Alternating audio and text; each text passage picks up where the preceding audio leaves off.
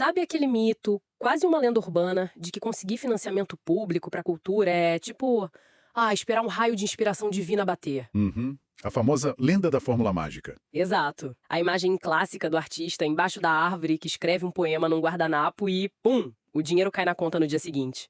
E a realidade passa muito, mas muito longe desse guardanapo. O que, convenhamos, acaba sendo uma barreira bem cruel para muita gente. Com certeza. Porque quem entra nesse mundo esperando essa fluidez toda vai inevitavelmente dar de cara com um muro burocrático bem sólido. O choque de realidade é tão grande que muito produtor brilhante desiste já no primeiro formulário. Nossa, sim. E o nosso objetivo com a análise de hoje é justamente desmontar essa lenda urbana. A gente vai dissecar um documento chamado Cultura no Papel e na Prática. Um material excelente e muito direto ao ponto. Muito. A cartilha foi escrita pela Marfisa de França, que é cantora, produtora e agente territorial de cultura. Ela construiu esse guia com um foco incrivelmente prático sobre como operacionalizar a Política Nacional Aldir Blanc, a PNAB, olhando para o cenário de Rondônia. E a missão do texto é pegar aquela ideia super abstrata do artista e transformar numa proposta viável e à prova de falhas para os editais públicos. O lema dela é muito forte. A gente é da cultura, a cultura é da gente. Sim, é um chamado claro para a classe artística ocupar esses espaços. Mas, antes de pensar no futuro de uma ideia, o documento dá um choque de realidade sobre o passado de quem propõe, né? Exatamente. A autora é categórica ao dizer que escrever projetos não tem nada de dom místico. É uma prática de pura sistematização. Uhum. Quando o Estado ou o município abre um edital, a primeira coisa que eles querem não é ler uma ideia genial. Eles precisam de uma prova material de que aquela equipe tem capacidade real de executar a ideia. E essa prova atende pelo nome de portfólio. Que, convenhamos, muita gente acha que é só um currículo chato em formato Word. É o que a maioria entrega, infelizmente. Pois é. Eu gosto de pensar no portfólio mais como uma dinâmica de aplicativo de relacionamentos, só que focado em negócios. Não basta a pessoa colocar na biografia, eu sou um super produtor dedicado. Quem avalia quer ver os recibos. Perfeito. A cartilha detalha muito a necessidade de fotos de qualidade, links de vídeos, matérias de jornal, tudo para mostrar datas locais e os resultados concretos de projetos anteriores. A lógica por trás disso é o puro gerenciamento de risco. Como assim, risco? Pensa que o avaliador está decidindo o destino do dinheiro dos impostos da população, certo? Para essa engrenagem funcionar, a confiança não pode ser baseada em promessas.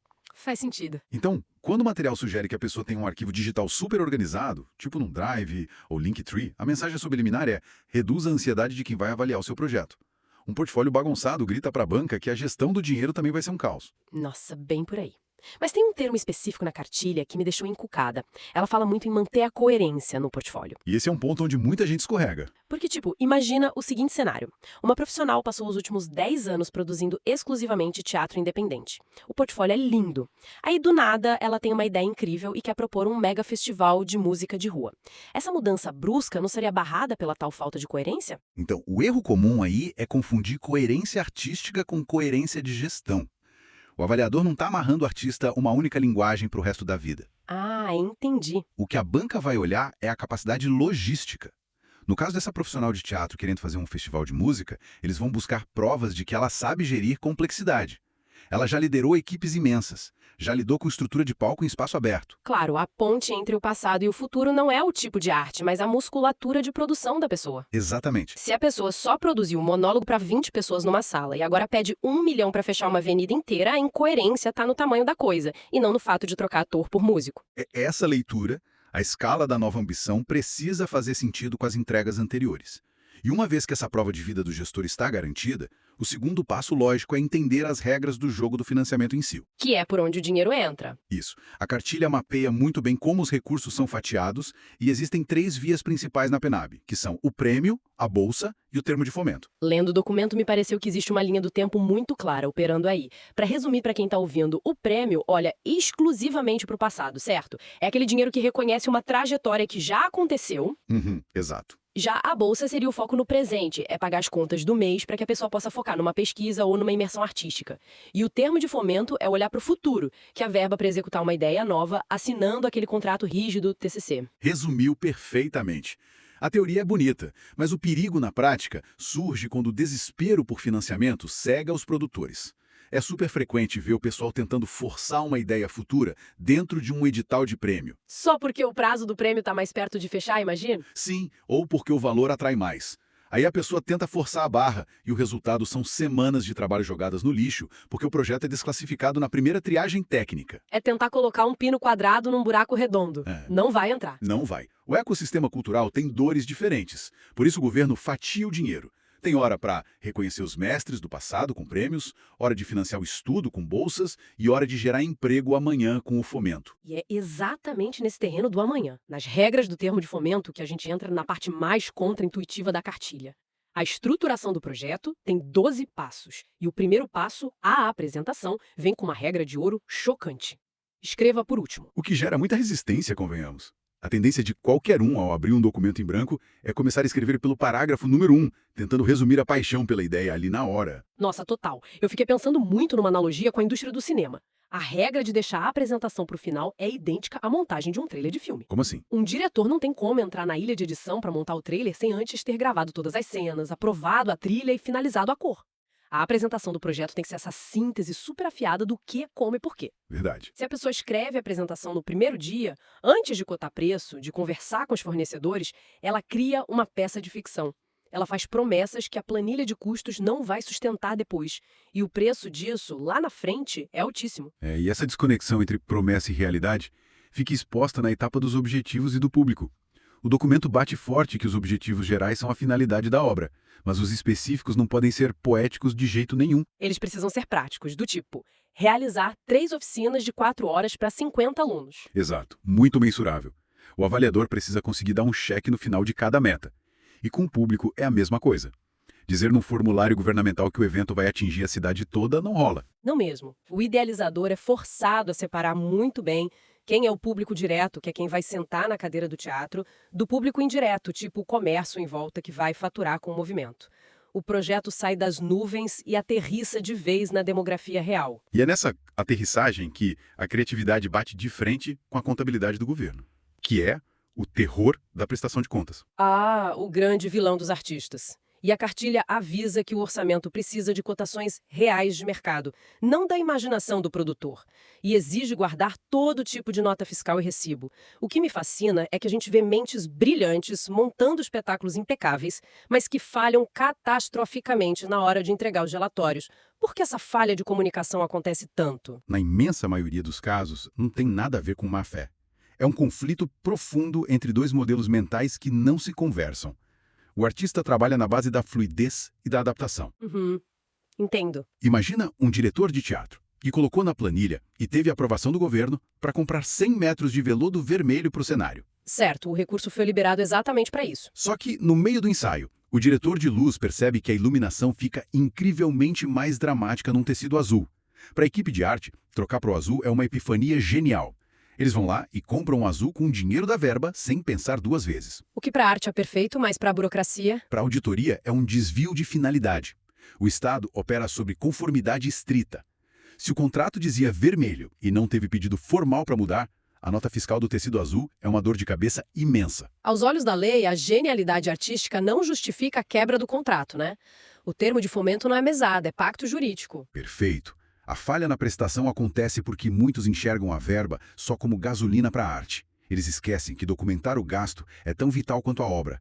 A nota fiscal é o único jeito que o Estado tem de provar que o dinheiro do cidadão não foi para o ralo. É a passagem da arte de garagem para a arte executada como política de Estado. E já que falamos do cidadão, isso nos leva ao coração social da cartilha. Porque os recursos da PNAB operam sob diretrizes federais bem estritas de impacto social. Muito estritas. A Instrução Normativa 10 de 2023 traz exigências contundentes de ações afirmativas. O cenário hoje é desenhado sabendo que a distribuição de verbas sempre foi desigual no passado. Sim, a cartilha reforça as cotas obrigatórias, tipo 25% para pessoas negras, 10% para populações indígenas e 5% para pessoas com deficiência. E tem um adendo fortíssimo, que é o Cultura Viva, reservando 30% para culturas populares e tradicionais. Esse ponto é crucial, e vale a gente explicar o que são os pontos de cultura. Alguém de fora pode ouvir isso e imaginar um prédio de concreto e vidro, super moderno, financiado pelo governo. E a realidade passa bem longe disso, não é? Totalmente longe. Um ponto de cultura, na maioria das vezes, é um grupo comunitário fazendo um trabalho de base sem estrutura quase nenhuma. Entendi. Pode ser um coletivo de hip-hop na periferia, um terreiro que preserva a ancestralidade ou as rendeiras do bairro. Se esses grupos fossem competir num edital geral contra produtoras comerciais imensas, que têm especialistas em redação, eles seriam engolidos. A cota da cultura viva existe para nivelar o acesso. Mas um ponto de debate frequente é a inflexibilidade dessas regras. Um crítico poderia argumentar que impor percentuais demográficos tão exatos força o produtor a montar a equipe com base numa planilha de diversidade e não na visão artística livre do projeto. Como essa normativa encara isso? A normativa não vê isso como limitação artística, mas sim como uma correção de mercado. A análise técnica é de que esse argumento da livre escolha historicamente resultava na exclusão das mesmas pessoas das redes culturais mais bem pagas. Acabavam mantendo sempre as mesmas bolhas. Exato. O dinheiro público não pode financiar bolha de privilégio. A ação afirmativa força o produtor a sair da zona de conforto. Ele vai ter que procurar uma atriz, um iluminador, um técnico de som fora da panelinha habitual dele, redistribuindo a renda. Muito interessante. E o outro pilar fortíssimo dessa democratização que a cartilha destrincha é a acessibilidade. E ela quebra isso em 3 frentes: a física, a comunicacional e a atitudinal. Que é onde a maioria dos projetos trava. Pois é, a física a gente entende rápido. É a rampa, o piso tátil, o banheiro adaptado. A comunicacional também é clara, exigindo intérprete de Libras ou material em braille. Mas a cartilha dá um peso gigante para a acessibilidade atitudinal. O que é exatamente isso no dia a dia do evento? A acessibilidade atitudinal é, de longe, a fundação das outras duas. Ela lida diretamente com a eliminação do preconceito e do capacitismo. De forma bem prática, de que adianta um teatro gastar fortunas numa rampa nova se a equipe que trabalha lá não sabe lidar com a diversidade? Imagina a situação. Chega uma pessoa que usa cadeiras de rodas na bilheteria, acompanhada de um amigo andante. Aí o bilheteiro foca o olhar e conversa só com o amigo. Ignorando a pessoa com deficiência completamente. Sim, ele assume de forma super capacitista que a pessoa não pode responder por si mesma. E aí você tem uma falha atitudinal desastrosa. A rampa funcionou, mas a atitude da equipe excluiu e humilhou a pessoa. O projeto precisa colocar no orçamento e no cronograma o treinamento de toda a equipe. Desde o segurança até a curadoria. Isso, nos bastidores também. Imagina o ambiente de ensaio para um artista neurodivergente se a produção não pensa em reduzir as sobrecargas sensoriais. Tem que preparar todo mundo para tratar a diversidade com autonomia e respeito. O que transforma completamente a responsabilidade do projeto.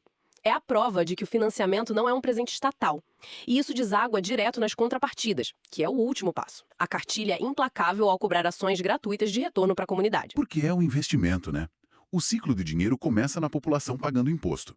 Esse recurso financia a inteligência do produtor para criar cultura. E, obrigatoriamente, tem que voltar para a base social em forma de impacto. Seja com oficina gratuita em escola pública, cota de ingresso para ONG, palestra. Se não tiver contrapartida genuína, o projeto vira só lazer privado sendo pago com dinheiro do povo. Exatamente, o que vai totalmente contra o princípio de política pública. Bom, pra gente amarrar tudo o que destrinchamos da cartilha da Marfisa de França hoje. A gente começou destruindo a ilusão da magia e viu que o primeiro teste é provar a capacidade através de um bom portfólio. Depois passamos pelo mapeamento de onde o dinheiro corre, separando muito bem prêmio, bolsa e fomento. Vimos também a genialidade da engenharia reversa, de escrever a apresentação do projeto por último. Entramos na briga entre a fluidez do artista e a rigidez da prestação de contas governamental, lembrando do problema do tecido azul. E fechamos com o peso estrutural das ações afirmativas, das cotas do Cultura Viva e, claro, do impacto real das contrapartidas e da acessibilidade atitudinal. E a lição central, para quem quer operar com recurso público, é bem clara. Profissionalismo não é inimigo da criatividade. Ele é a armadura financeira que garante que a visão artística aconteça sem processos judiciais no futuro. Com certeza. O domínio burocrático liberta a arte. Mas antes da gente encerrar nosso mergulho, tem um detalhe nas dicas finais do material que eu achei fascinante. A autora não ensina apenas a ganhar edital. Ela incentiva com muita força que a classe artística comece a ocupar cadeiras nos conselhos municipais e estaduais de cultura. O que muda o jogo completamente. É passar de ser quem joga pelas regras para ser quem escreve as regras do jogo. Nossa, exato. A gente passou o programa inteiro dissecando como se adaptar à burocracia, como preencher cota, fazer contrapartida. Mas se são essas regras que ditam quais peças ou festivais vão existir e quais vão morrer na gaveta, a identidade cultural de um lugar não começa no palco. Não. Ela começa nessas reuniões de conselho meses ou anos antes do edital ir para a rua. Então fica uma provocação para quem nos ouve hoje. Se os criadores não ocupam essas cadeiras de decisão pública, quem é que, na prática, está decidindo e desenhando a cara da cultura que vai representar a sociedade nos próximos anos? Fica aí o questionamento sobre onde a arte realmente começa a nascer. Uma ótima reflexão para a gente encerrar a nossa análise. Até o nosso próximo encontro.